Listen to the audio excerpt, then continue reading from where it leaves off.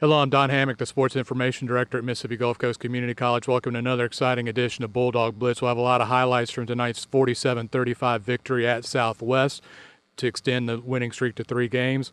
We'll also meet defensive back Vaughnte Dorsey, and we'll learn a little bit about offensive line play on Chalk Talk with offensive line coach Les George. Stick around. We're on the field with Gulf Coast football coach Chad Huff. Chad, that was a track meet for a lot of the night, a lot of fun to watch. How was it for you on the sideline? Yeah, it was a very exciting football game for sure. A little bit more exciting than we were probably wanting, but I'm proud of this football team. Proud of the way they just never quit. Never quit, and offensively kept responding like we did.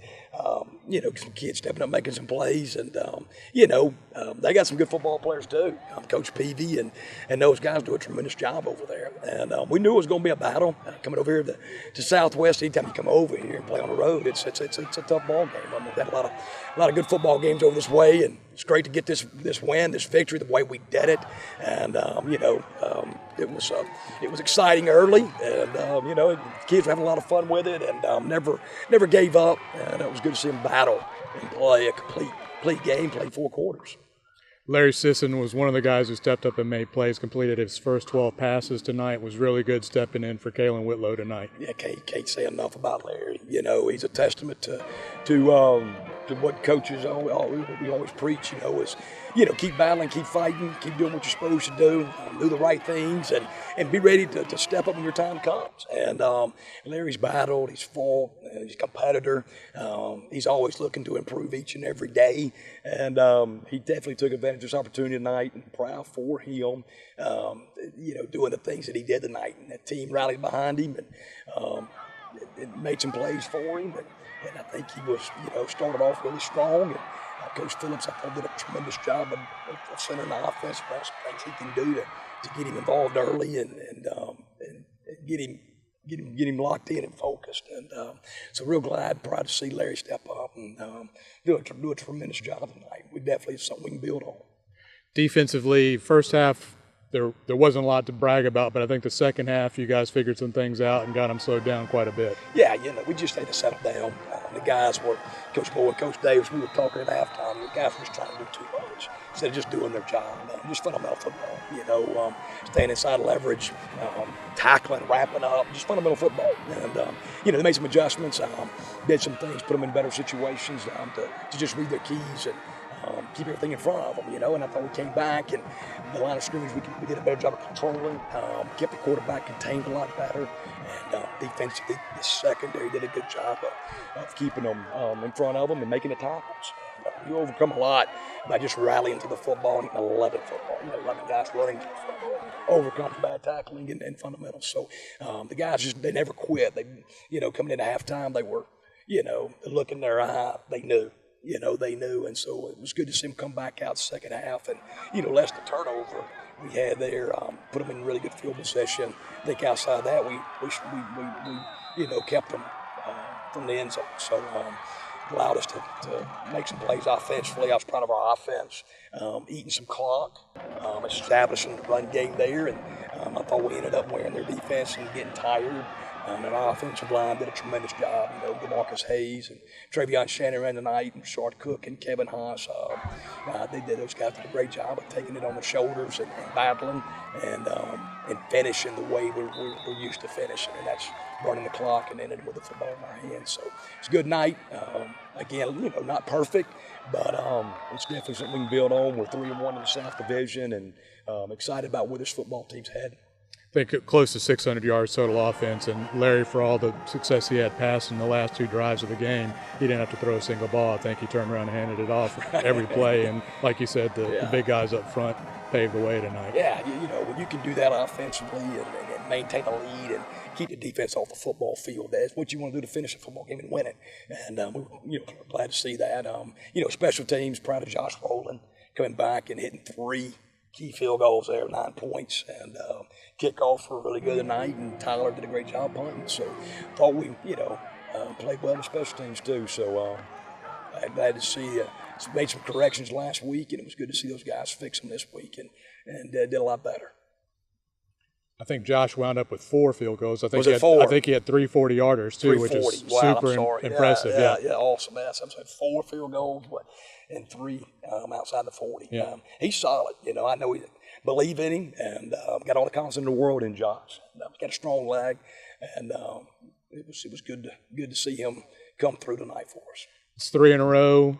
Got momentum going forward here in the South Division. Got 2 more left to play. Homecoming next week. That should be an exciting game. Yeah, it ought to be a great game. I'm looking forward to it. We get a little long week here, going from a Thursday to a Saturday. Could use it, give our kids a couple more days of rest and recovery, and get ready and focused to find a way to win one more football game. And that's our goal. And this football team is taking them one at a time, and it'll be exciting. Big time game, rivalry game against Pearl River, and I know their guys will have a really good week of preparation, and we'll get back and get ready to go for next week. Congratulations, Chad. Thank you. We're on the field with Gulf Coast kicker Joshua Rowland. Joshua, you got 4 field goals tonight. What does that feel like? It was incredible. I got off to a slow start this season, going 1-3, but it was nice to get a lot of chances this time around this game and just to knock them through. And I'm glad the coaches still have confidence in me, and they let me get out there and do what I do best. You hadn't had a lot of chances this year, like you said. Is it easier when you get to get out there a little bit more? Do you get kind of in a rhythm? Yes, sir. It does. It makes it a lot easier because I can deal with the pressure, and I'm just used to it more. And getting out there 4 times tonight was just great. It was a great confidence booster for me. You got 3 40-yard field goals. That's impressive at any level. What were you thinking about on the one that banged off the upright? I was praying that it would go in, and I was having a heart attack just watching it knuckle in the air. And then once it dinged off the inside, I knew it was going to slide in then. So I was just happy, and I thank God for letting it go in and for him directing that ball in there. Special teams, especially field goals, it's kind of 3 core guys. Talk about your other 2 teammates there on the special teams. They're fantastic. They're perfect every time, especially in the games. Snap's always perfect with Paul, and Tyler Holden, he always gets it in the right spot and always down and no mess ups. And we work great together. We're great operations. Congratulations. Enjoy it tonight. Thank you, sir. Appreciate it. On the field with Gulf Coast quarterback Larry Sisson. Larry, what did it feel tonight? You waited a while for your first start, and what did it feel like to come out tonight? Oh, it felt awesome. I'm glad I finally got the opportunity to show what I got, and I'm just glad the team had my back, and it was a great win. You guys got off to a really good start throwing the ball. You completed your first 12 passes. I don't know if you're able to keep up with that as it's going on. What was the key to get you started like that? It was just, we had certain plays where we pick out certain people and read them, and, the receivers made great catches, and then the guys on the perimeter blocked for them, and they got a bunch of yards after the catch. I know I was talking with the coaches before the game, and they were confident in you. They talked about you being up there on Saturday mornings after games, and they were breaking down films. You were studying like you were the starter. How does that preparation play into your success tonight? It plays into a huge thing because, 1 week we'll be practicing for somebody else, but they'll be playing a team like we'll play tonight, a couple weeks away, but I can still get an idea of what they do and how they go about things. So, it's just a good way to kind of get a jump on them, even though you're preparing for another team. What about the guys up front? The last couple drives, you didn't have to throw any passes because you guys were just running it down their throat. Talk about the job they did tonight. Oh, man, they did a fantastic job. They did a great job the whole game. Pass protection, run blocking, they did awesome all night. We only gave up 1 sack, and that was my fault. It wasn't even their fault. Larry, they're turning the lights out on us. We better get out of here. Congratulations. Enjoy tonight. I appreciate that. My plan for my future is finishing my officer package, utilizing the degree I got from Mississippi Gulf Coast, and then from there, hopefully I learn a lot on this ship that I'm going to, and I can be an officer anywhere in the world. Wherever they send me, I'm ready for. When I first checked the board, they had a representative for the Gulfport military base, and they recommended a few schools from the Mississippi Gulf Coast seemed like the best choice to go with. And the college understands that they have military students on board, and we actually have a department getting open just for the military right now. They really go out of their way to make sure that I'm well taken care of. Vaughnte Dorsey roams to the middle of the Gulf Coast defensive backfield. Let's meet Vontae. been really good to me. I mean, if you do what you're asked and you just stay in the blue and buy in, it'll be all right. That's how I feel. Coach Moore, I love playing for Coach Moore. He's a great coach. He taught me up from, I didn't really know much when I came to junior college, but he gave me great technique and just listen to him. He's a coach. I feel like I'm way more shifted than I was in the past. I feel like I understand what I'm supposed to be doing when I'm covering somebody or when I'm just moving around. So therefore, just technique. He really helped me with my technique. Yeah. Like I love when he tell me that because it just give me motivation. He came from Stone right there in Wiggins, and I mean, just know that motivation. Like, he's real energetic. But I like it though, because I mean, it's never really a dull moment with Coach Huff. So as long as you gotta match his intensity though, because if you don't, might get yelled at. The campus is, first off, the campus is nice, and the teachers, they really need to give a helping hand whenever. So I mean, it's really good to me. I really like it. Not only that, it's a midway point between Hattiesburg and Gulfport. So I mean, can't fail. I really want to go to a Division I school and play ball, and after that, hopefully get a degree. If football doesn't work, then I go into either the medical field or somewhere into the sports industry. If I go into the medical field, I want to be a physical therapist. Stick around the sport. I think that'd be nice. When I'm in my dorm room, I mean, it's either we're playing the game or we're just socializing around with people. So I mean, it's real nice if you're a people's person. If you like people, then I mean, you'll be able to talk to them, have a good time.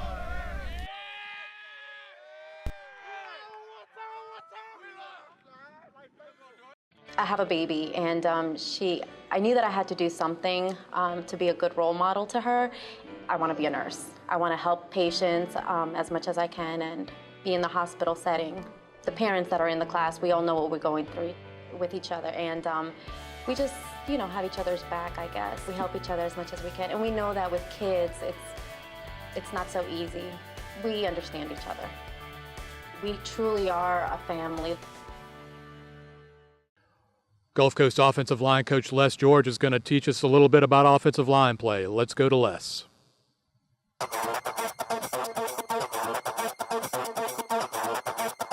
I'm Les George. I coach the offensive line here at Mississippi Gulf Coast Community College, and I'm going to share with you our 4 run plays that we have here, kind of a general scheme of all 4.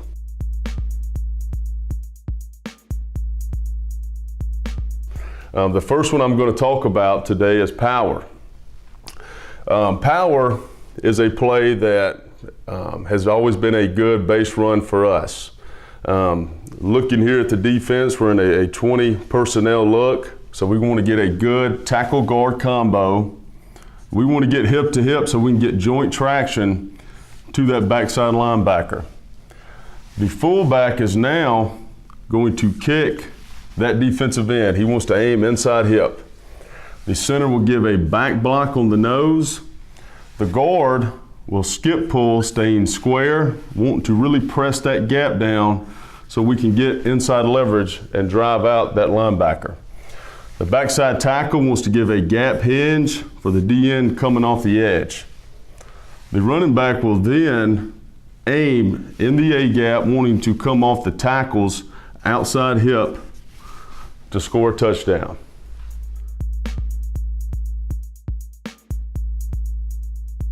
The next play we're going to talk about is the counter. Counter is a play that marries with the power. You see we have the same personnel and formation here, and what it allows us to do now is basically everybody has the same concept assignment, except for the fullback and the guard. Now I'm going to swap responsibilities. So how we're going to work this here is, first we'll start with our gap downs. The guard will go back on the nose. Okay, the tackle will then work to the backside linebacker. The backside tackle right here will still gap hinge for the defensive end, and the center will still block back, this time for the 3-tech. Now the guard will open pull. Okay, we want to really open the hips, boom. Get inside hip of the defensive end and drive him out. The fullback will now insert for the front side linebacker, okay? The running back will give a counter step, we really want to work this thing in the A gap, but coming off of the tackle's outside hip is the true aiming point for him.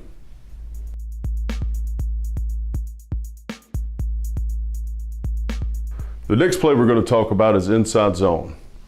All right, we'll go over the general assignments for the offensive line here. Based off of the defense that we have drawn up, okay, starting play side, the tackle, all right, and guard are going to work a zone combo to the front side linebacker here. So the tackle is going to work a play side number aiming point, working to drive that defensive end out. The guard will give a zone right step, checking B gap, provide any sort of inside lever support for the tackle, and then we want to work up and get a good solid fit on that linebacker. Now from the center to the backside here, okay, the center, he is covered front side, all right, so he knows right now that he's got to get to the play side number. Being that the backside guard is covered backside, he's going to have to work with the backside tackle. So the center will make a call to let everyone know that he is man on the nose. On the backside, we're going to work a tackle guard combo to the backside linebacker. Okay, guard's going to get a good settle step with a good leverage flipper fit on the 3 tech. Tackle working to that shoulder. We want to get a good fit on this combo here so we can have joint traction for the backside linebacker. There's different ways you can work this play. Out of this personnel here, the quarterback could read this backside defensive end, or we could also place a fullback there, run a 20 personnel look, and we can either kick the DN or we can arc block and still allow the quarterback to read the backside defensive end. This play's been really good for us. It goes really well with the run pass options that we utilize in our offense.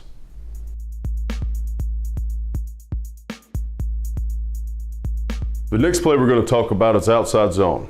Our goal here is to have a good perimeter run on the edge. Same rules and assignments apply for the offensive line, except the aiming points are going to be a little bit different.